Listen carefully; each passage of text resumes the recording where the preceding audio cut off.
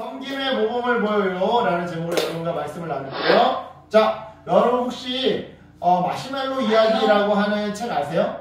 아니요. 이 책의 앞부분에 소개된 이야기를 여러분에게 하나 들려줄게요. 자, 햇살이 아주 뜨거운 어느 여름날 오후 개구리 3마리가 나뭇잎에 올라타서 유유히 강물에 떠내려가고 있었대요. 그런데 나뭇잎이 강 중간쯤에 이르렀을 때 무더위에 지친 3마리 중 1마리가 갑자기 벌떡 일어나 결심했다라는 듯이 단호하게 외쳤죠. 이렇게. 너무 더워. 난 물속으로 뛰어들 거야. 그 말을 들은 다른 개구리들은요, 그저 묵묵히 고개를 끄덕였는데요. 자, 그럼 여기서 문제.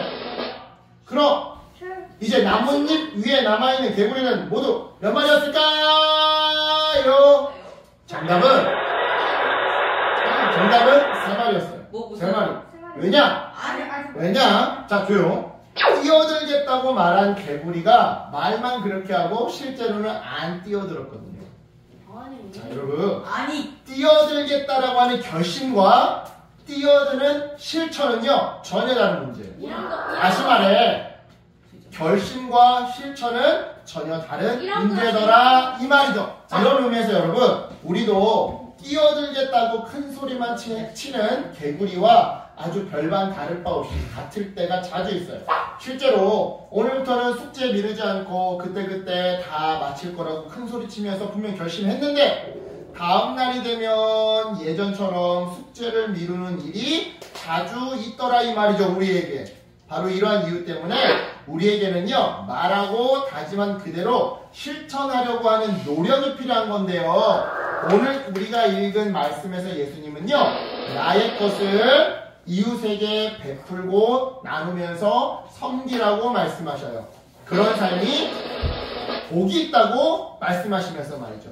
그리고는 말씀하신 그대로 예수님 본인이 먼저 그렇게 베풀고 나누고 섬기는 삶을 살아가셨는데요. 이처럼 말한 그대로 실제로 살아가신 이 예수님의 모습이요, 제자들에게는 아주 굉장한 감동과 모범이 되었어요. 왜냐? 세상 사람들은 대부분 말한 대로 안 살거든요. 입으로는 결단해도 실제 행동으로 실천은 잘 안 하거든요. 그런데 예수님은 말한 그대로 살고 또한 결단하신 그대로 실천했단 말이죠. 그래서 제자들은요, 예수님의 이러한 모습을 보면서 그들 역시 나누고 베풀고 섬기면서 그렇게 삶을 살았던 건데요. 따라서 여러분, 예수님의 가르침과 복음을 전하는 우리 그리스도인이라고 한다면 내가 마음으로 다짐하고 입으로 고백한 것들을 행동으로 보여주는 사람이 되어야만 해요. 예수님과 제자들처럼 말이죠. 이런 맥락에서 오늘 말씀에는 이웃을 섬기라는 예수님의 가르침을 몸소 실천한 사람들이 등장해요. 누구냐? 바로 사도 바울, 그리고 마게도냐와 아가야에 살던 그리스도인들인데요. 자, 당시에 마게도냐와 아가야 지방은요, 굉장히 부유한 지역이었어요. 그 중에서도 이 마게도냐의 대표적인 도시 빌립보, 지금은 이 빌립보가 거의 망한 도시인데 옛날 바울 시대 때 예수님과 바울이 활동하던 그 시대는 이 빌립보가 굉장히 부자 동네였어요. 빌립보는요, 로마 제국으로부터 여러 가지 혜택과 지원을 받는 로마인들이 주로 살고 있었죠. 덕분에 빌립보는 부유한 도시로 더욱 발전해 갈 수 있었는데요. 빌립보의 시민들은요, 자신들이 로마와 좋은 관계를 맺고 있다는 것을 무척이나 자랑스럽게 여겼더라 했어요. 그래서 그들은 로마에서 섬기는 우상이나 잔인한 풍습들을 그대로 받아들였고 동시에 로마인들의 관습을 그대로 지키며 살아갔죠. 한편 아가야의 수도 고린도, 항구 도시로 상업과 무역이 발달한 문화의 중심지였는데요. 무역이 발달한 만큼 여러 나라의 수많은 우상들에 대한 우상 숭배 문화 역시 덩달아 발달되어 있었어요. 그리고 이러한 우상 숭배 영향으로 고린도 사람들은 굉장히 사치스럽고 부도덕하고 음란하고 추악하다고 그 주변 지역에 소문이 자자하게 퍼졌더랬죠. 이렇듯 마게도냐와 아가야 지역 사람들은요, 부유했지만 여러 죄를 저지르며 살아가고 있었어요. 하지만 그럼에도 불구하고 그 죄 많은 도시들에서 사도 바울은 겁먹지 않고 복음을 전했고요. 이러한 바울을 통해서 복음을 전해드는 사람들은 회개하고 침례를 받아서 교회를 세웠는데요. 심지어는 바울이 이제는 이 지역에서 내가 일해야 할 곳이 더 없습니다 라고 말할 정도로 마게도냐와 아가야 지역에 수많은 그리스도인들이 생겨나게 되었어요. 그래서 바울은 이제 그곳을 떠나 서바랑 스페인과 로마에 있는 교회로 떠날 준비를 하고 있었죠. 하지만 그때 바울은요, 예루살렘 교회의 성도들이 기근과 가난으로 인해서 어려움에 처해 있다는 소식을 듣게 되었어요. 그래서 그는 서바나와 로마로 떠나기 전에 먼저 예루살렘 교회에 들러서 가난한 성도들을 돕기로 결심했던 거죠. 자, 한편 이러한 예루살렘 교회와 바울의 상황을 알게 된 마게도냐와 아가야의 여러 교회들도요, 예루살렘 교회 성도들을 돕기로 결심했는데요, 그들은 곧바로 구제 헌금을 모으기 시작했어요. 그리고는 그들이 모은 구제 헌금을 바울에게 전해주었죠. 여러분, 예루살렘 교회가 어려움에 처했다고 합니다. 예루살렘 교회를 도와주세요. 아니 뭐야? 개구리만 더 이상 안 들리게 개구리 목소리를. 이에 바울은 그들을 칭찬하고 마지막 작별의 인사를 나누면서 구제 헌금을 예루살렘 교회에 전달하기 위해 길을 나섰는데요. 사도 바울은 에베소를 떠나기 전 지난 날들을 돌아보면서 마지막으로 성도들에게 이렇게 설교했어요.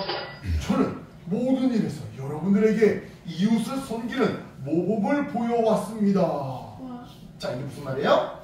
이웃을 섬기라고 하셨던 예수님의 가르침을 이 바울이 몸소 실천하면서 사람들에게 복음을 전했다 이 말이죠. 이처럼 바울이 보여줬던 삶의 모범과 가르침으로 인해서 감사하게도 마게도냐와 아가야의 성도들은 변화될 수 있었는데요. 그들은 바울이 자신들에게 몸소 보여줬던 것처럼 기쁨으로 이웃을 섬기며 예수님의 가르침을 실천했어요. 사실 마게도냐와 아가야 성도들은 예루살렘 교회를 잘 알지도 못했거든요.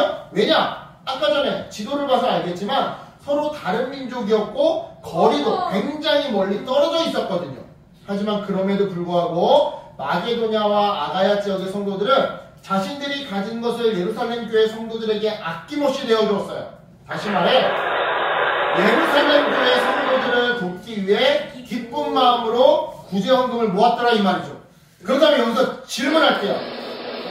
질문. 마게도냐와 아가야 성도들은 이처럼 생판 알지도 못하는 예루살렘 교회를 어떻게 무슨 이유로 구제 헌금을 모아 도와줄 수 있었던 걸까요? 주관식이야. 자, 정답은요, 예수님이 말씀하신 것처럼 받는 것보다 주는 것이, 이웃을 섬기는 것이 더 복되고 즐거운 일임을 알았기 때문이에요.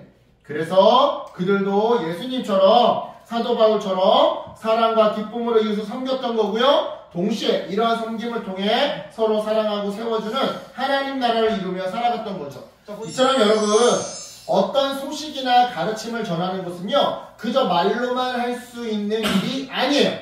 내가 말하는 대로 행동하며 모범을 보여야 우리는 비로소 그 소식과 가르침을 이웃들에게 온전히 전달할 수가 있죠. 예수님의 가르침과 복음의 소식을 전하는 것도 마찬가지예요. 우리가 예수님의 사랑을 가르치고 전하기 위해선 우리가 먼저 다른 이들을 사랑하는 모습을 세상에 보여줘야 하는데요. 이런 의미에서 우리는 예수님의 말씀처럼 누군가에게 무엇을 받기보다 내가 가진 것을 나눠주는 것이 훨씬 더 귀하고 복된 일임을 깨닫고 믿고 실천해야 해요. 즉 예수님의 사랑을 말로만 전하는 게 아니라 행동으로도 같이 전해줘야 한다 이 말이죠. 여러분, 이 부분에 있어서 꼭 크고 대단한 도움이 아니어도 괜찮아요. 지우개가 필요한 친구에게 내 것을 빌려주는 것도 섬김이고요.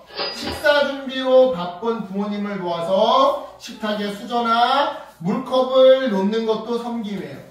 또한 주일날 목사님을 대신해서 볼펜을 챙겨준다거나 주보를 챙겨주는 것도 물론 섬김인데요. 주는 것이 받는 것보다 더 복되고 기쁜 일이라고 믿었던, 그래서 어려움에 처한 이웃을 섬기고 사랑하는 데 힘썼던 사도 바울과 교회 성도들을 기억하면서 그들을 따라하는 여러분이 되었으면 좋겠어요. 그래서 섬기면 섬길수록 나눠주면 나눠줄수록 주는 것이 받는 것보다 더 복되고 기쁜 일이라는 이 예수님의 말씀을 더 분명하게 깨닫고 더욱더 분명하게 실천하는 섬김의 모범이 되는 우리 어린이들 되기를 예수님의 이름으로 축복합니다. 아멘. 기도할게요. 하나님 감사합니다.